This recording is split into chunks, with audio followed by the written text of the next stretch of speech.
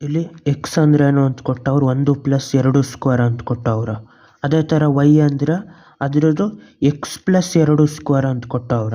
ಅದೇ ಥರ ಝೆಡ್ ಅನ್ನೋದಕ್ಕೆ ಏನು ಕೊಟ್ಟವ್ರ, x² + y + 1 ಅಂತ ಕೊಟ್ಟವ್ರ. ಇವಾಗ ಎಕ್ಸ್ ವೈ ಝೆಡ್ ಮೂರನ್ನು ಎಷ್ಟು ಅಂತ ಕಂಡುಹಿಡಿಬೇಕಿಲ್ಲಿ. ಎಕ್ಸ್ ಅಂದ್ರೇನು ಮೊದಲನೇದು 1 + 2 ಸ್ಕ್ವೇರು. 2 ಸ್ಕ್ವೇರ್ ಅಂದರೆ 2 2 4 ಆಯಿತು.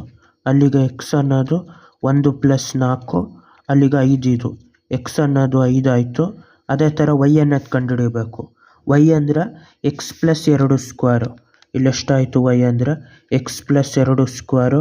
ಎಕ್ಸ್ ಅನ್ನೋದು 5, ಅಲ್ಲಿಗೆ ಇದು 5 + 2 ಸ್ಕ್ವೇರು. 2 ಸ್ಕ್ವೇರ್ ಅಂದರೆ ಮಾಮೂಲಿ 4. 5 + 4, 5 + 4 9 ಆಯಿತು. ಅಲ್ಲಿಗೆ ವೈ ಅನ್ನೋದು 9.